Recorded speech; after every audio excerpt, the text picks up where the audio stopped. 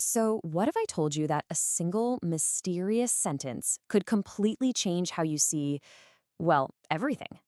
Today, we're diving into a really profound spiritual idea that started exactly that way. Okay, picture this. You've got a man who is so dedicated to solitude, they call him a hermit's hermit. He breaks his silence for just a moment to give one piece of advice.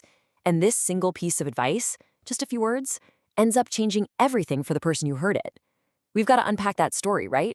All right, so let's set the scene. Our story kicks off with this really unexpected meeting on a quiet forest trail, and it involves a man who had, pretty much decided to leave the world behind for good. So you might be wondering, what is a recluse exactly? Well, think of it like this. He's a hermit's hermit.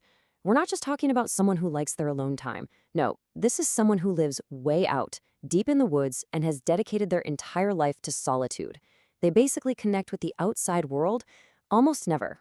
Okay, so the scene is a quiet walking trail in Kentucky. A guy named Friar Richard Rohr is there, living at a hermitage nearby. And one day, he sees this very recluse, who used to be an abbot, by the way, coming back from deep in the forest. Now, Rohr totally respects this guy's whole deal, right? So he doesn't want to intrude. He just kind of bows his head and steps to the side. But then something completely unexpected happens. The recluse actually stops. He breaks his solitude to speak directly to Rohr.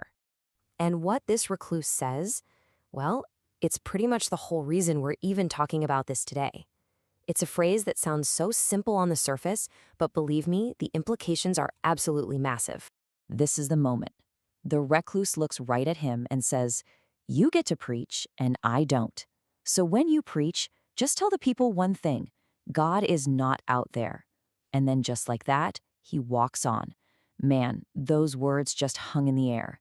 And for good reason, right? What in the world could he have meant by that?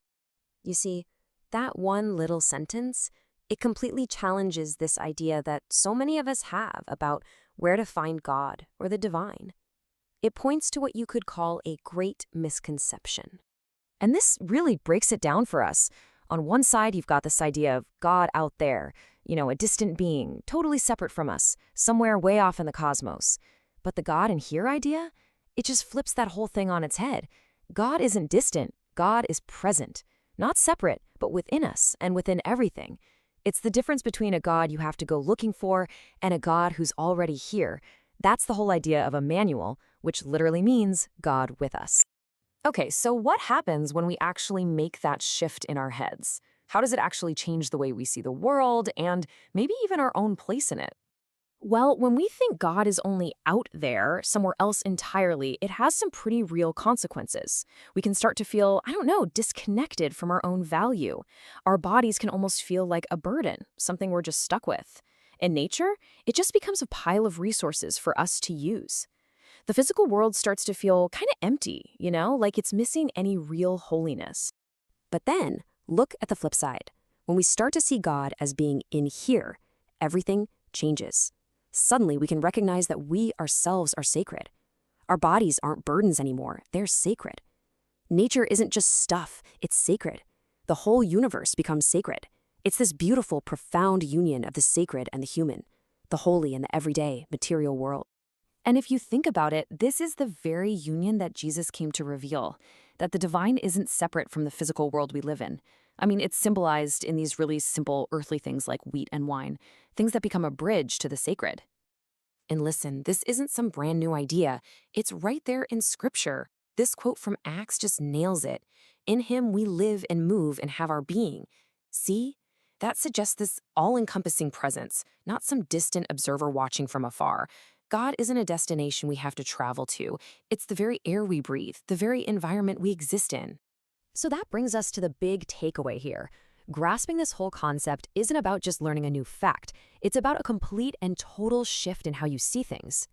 But let's be real for a second. This isn't like flipping a switch. Waking up to this presence that's already inside us, inside other people, inside the whole world, that's a journey. It takes time. You kind of have to unlearn that old out there mindset and start to open your inner eyes to see what's been right here the whole time.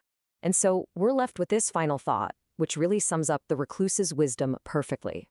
Maybe the search for God, for the divine isn't some big pilgrimage to a faraway, holy place. Maybe it's more like digging right where you stand. The spiritual journey isn't about going farther, it's about going deeper. It really makes you wonder, right? What might you discover if you started looking in here instead of out there?